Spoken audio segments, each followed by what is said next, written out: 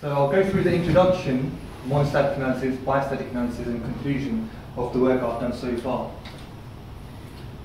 So initially, the topic of my PhD is cognitive radar networks, but for my transfer thesis, I've been focusing on how to quantify the benefits of using a bistatic over a monostatic system. And then once that is done, I can actually start introducing intelligence into the system. So there are several reasons to why there has been a resurgence in interest of using bistatic system. For example, a couple mentioned here, potentially can detect stealthy targets because we have different aspect angles, and usually stealthy targets tend to divert energy from the incident angle, and we can place our bistatic receivers such that we can collect this energy. Also, the receiver can be covert. For example, in my scenario, I have one main node transmitting and receiving, whereas the other node is just a receiver only, so it's a bit harder to intercept where the receiver is. And also, countermeasures are more difficult to deploy. Also, with these advantages, we also have some disadvantages. For example, the more nodes we have, the more complex it is to manage the system. So in my research, I started off with first defining the scenario in which my simulation will be carried out in. I have chosen maritime surveillance, and this is mainly to simplify my work a bit more because sea clutter is more statistically generic, whereas land clutter is based on the location of forest or farmland, etc., etc. The performance measures which I'm using to compare these two systems are the coverage area, so how much area the monostatic covers compared to the bistatic, and also the SNR and SCNR, which is the signal to clutter plus noise ratio. The approach is simply using simulations so that I can vary parameters around with flexibility, and using an analytical approach to confirm the findings of my simulation. And here are some of the system specifications. So my monostatic platform is a conventional aircraft such as the P3 Orion with an antenna gain of 30.2 dB, and I'm operating at 10 gigahertz. My bistatic node is a much smaller aircraft. It's actually a UAV and it's a receiver only. And they are both flying around 100 meters per second. And its antenna gain is 28 dB. So here is a quick layout of my monostatic system. So we are flying at around 7,600 meters above sea level, and I'm also using a per second squared antenna pattern such that we can cover as much ground as possible. So what we do here is we already know our elevation beam width, so that beam width is actually, so this is the beam width here, and the length R3 is the amount of ground covered in length, which is illuminated, and R3 is around 93 kilometers, so that's like the furthest range. 93 kilometers from here to there, and the bottom is around 93 as well. And the antenna is also rotating as well at around 10 seconds per revolution. So I'll begin with first simply quantifying the coverage area of the monostatic node, which is simply the radar equation, and from that we can work out our maximum range for a given list of SNRs, which is 30 dB, 20 dB, 10 dB, 0 dB, and minus 10 dB. Minus 10 dB in practice is quite small, so you won't be detecting much. However, we haven't taken into consideration our cost compression gain, also dwell time gain, and this should hopefully push up our SNR to make it more sensible. And here's a graph showing all our contours for different levels of sensitivity. And then we start calculating our signal to clutter plus noise ratio. For this, I have used a constant gamma clutter model to model the sea clutter, and I think I'm using the sea level, or the sea state is 4, so it's moderate. So we simply, in order to use our constant gamma clutter model, we have to first we are first required to work out a grazing angle, so we can simply use this figure and solve the solve it through trigonometry and work out our signature clutter plus noise ratio from here, which is quite small, to be honest, minus 25.6 dB for a maximum range of 95.47 kilometers.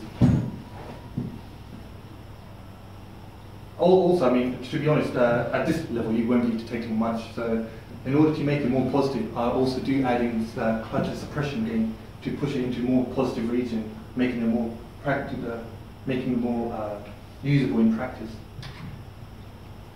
Then we look at how we can define the dwell time, or how we calculate the dwell time. So the dwell time here results from the amount of time the target stays within the azimuth beam width of our platform. As the antenna is rotating, we can easily calculate the total number of pulses that hits the target, and from there we can calculate our dwell gain. But also, we need to take into consideration the correlated nature of sea clutter. As Domneville in his paper, one of his papers, he suggested that for an X-band radar, the decorrelation time of sea clutter is around 10 milliseconds. What that means is any pulse within that 10 millisecond will only one of the pulses within that 10 millisecond will provide you with integration gain, and any other pulses will not. So what we do is, this gain is only for signature clutter ratio, not for SNR. So what we do is simply calculate the total number of pulses within which hit the target within this beam width, and also we work out the number of correlated pulses, and from that we can calculate the total number of pulse sets which will provide us with a gain in our signature clutter plus noise ratio. So from doing that, we can work out our SNR with integration gain, and as well, and also our signature clutter ratio as well. And to make our signature clutter ratio more feasible, we also add in around 30 dBs of clutter suppression gain, and that brings our signature clutter noise ratio of around 12 dB, which is quite an acceptable figure in practice. Ash, Yeah. what target are you basing the simulation on? Well, it's a simple point target, Yeah. now with 1 meter squared RCS. Okay, thanks. So then we start looking into how we can design the search pattern of our monostatic node. And so we start off by simply saying the monostatic node will be traveling left to right, down and back and forth into a zigzag pattern. Now looking at some of the statistics of the conventional aircraft right now, they usually have around a 16-hour flight time, or the fuel capacity to fly for 16 hours. So if we save 10% for emergencies, 50% for surveillance, and 50% for return journey, we have a total of 7.2 hours for surveying a given area. And using our maximum, well, the coverage contours, we can kind of logically create a grid in which our node will be surveying, the monostatic node. So we can survey around 700 kilometers in length and 190 kilometers in width. Now that our platform is actually has a search pattern, we can now look at the cumulative probability of detection. So what we do is we use our previously calculated SNRs and SCNRs and use the Albert-Einstein approximation for converting the dB value into a probability. And then we also work out the number of times the target will show up in a scan. For example, if we assume that the target is stationary and our monostatic node is moving at 100 meters per second towards the target, we need to work out, and also the antenna is rotating, we can calculate the number of times this target will show up, or how many scans will hit that target. And using that information, we can work out our cumulative probability of detection, as shown there, where n is the number of total scans. And for the monostatic, we have roughly 100% detection rate, or approximately 100% detection rate. We can now start looking into how to introduce our bistatic node. So the idea of me using the UAV is to extend the coverage area of the monostatic. So what we do is try to make the bistatic move at the same height, at the same speed, side by side with the monostatic node, and it follows the same search pattern as shown. So here's an example of how I've defined the extended area. using some example specifications so I can show it clearly, and also using the ovals of Cassini. So what I define my extended area as, I really don't care about the area which is covered by the monostatic as well as bistatic node. So my extended area is everything that only the bistatic can receive echoes from for a given sensitivity. Now, we have to look into how are we going to illuminate this extended area. So the idea I've come up with is to use a custom radiation pattern which can be achieved from the Woodward-Levinson approach. So we can think of the monostatic having two separate beams. So the first beam is for the monostatic to utilize, which you can't really see in this one, but it's supposed to be the second square over here. And the second beam, which is illuminating the red patch here, is for the bistatic to collect echoes from. As we'll see later on, there was a bit of an issue with that, because the monostatic can still receive echoes as long as the target is greater than 1 meter per square, or as long as the sensitivity level is reached. And that does give us ambiguous detections, but we can solve that by adjusting the PRF. The second problem, the second task is, where should we place this bistatic node?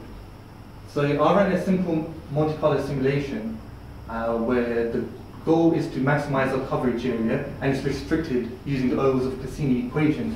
From this we can see that the optimal position is roughly around 147 kilometers baseline distance between the monostatic and bistatic node.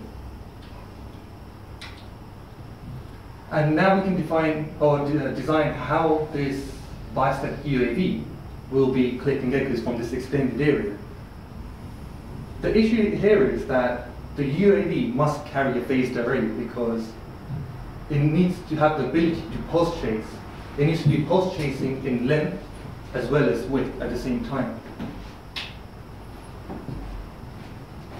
So it needs to be able to chase, pulse chase in length and width, and also the phased array is swiveling back and forth.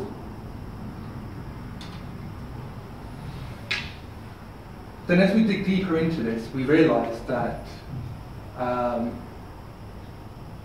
the beam width of the bistatic node is not constant, of course. So what we have done is we first model our monostatic beam width just in the extended area, and then we also model our bistatic and place them on top of each other, and we can see that the bistatic beam forms a bow tie shape, meaning that at the most outer left we can only collect echoes from either half of the patch. Now, this, to an extent, affects our gain from dwell time. But now what we can do is actually, we know that all the pulses from the sea, from the patch, does not provide us with gain all the time because of the pulses being correlated. So what we can do is intelligently switch between the patches and collect echoes from either one of the patch, such that we can maximize or minimize the performance losses from the difference between the beam widths. So now you can't really see it clearly here, but at the maximum loss you would be sacrificing, or the ratio of monostatic to bistatic is roughly 20:1. That means the bistatic needs to pulse chase in width 20 times, meaning the first patch there will be 20 pulses already gone, and that does result in a bit of a performance loss, but it's better than sacrificing 20 pulses altogether. And of course the idea is for the bistatic to cover as much area as possible, collect as much echoes from that area as possible. So we start analyzing the results we obtained from this, and we realized that the initial idea of placing the bistatic 147 kilometers away, where the bistatic is placed here and the monostatic is roughly around somewhere here, it's not exactly a good idea, because at some at some areas, for example here, the bistatic angle is very large, and that gives us a very poor range resolution as well as Doppler. So we need to readjust our positioning, and also we need to take into consideration that an ambiguous range, which depends on PRF. So the initial PRF that was designed was only for the monostatic, but like mentioned, even in the extended area, the monostatic can still detect a target as long as the RCS allows it to. So to avoid our, or to keep an ambiguous target detection, what we need to do is actually calculate the full length of the monostatic to the edge of the bistatic extended range, and then calculate the PRF depending on that, which is what we've done for the monostatic. So our SNR drops from 14 to 11 dB, but that still gives us 100% cumulative probability of detection. What PRF values were you using? For this scenario, is around 810. It's there, yeah, 810 hertz. Okay. And how did that change from what it was when you were calculating it previously? Previously it was 1.57. Okay. So nearly halving it. Yeah. So I've explained the same thing. The bistatic nodes has very poor sensitivity because of large bistatic angles, and we can see that any area within here, the bistatic angle is extremely large, which is shown in red, and that gives us a very poor SNR and SCNR. And anything on the right-hand side of the bistatic, where the bistatic angle is low, we have an acceptable level of signal to clutter plus noise ratio as well as signal to noise ratio. So what we do now is we rerun the Monte Carlo simulation, and this time focus on maximizing the coverage area by restricting the sensitivity. And hopefully that should give us an acceptable level of signal to clutter plus noise ratio. So the new placement of the bistatic node, or the more optimal placement of the bistatic node, is right at the edge of the monostatic contour.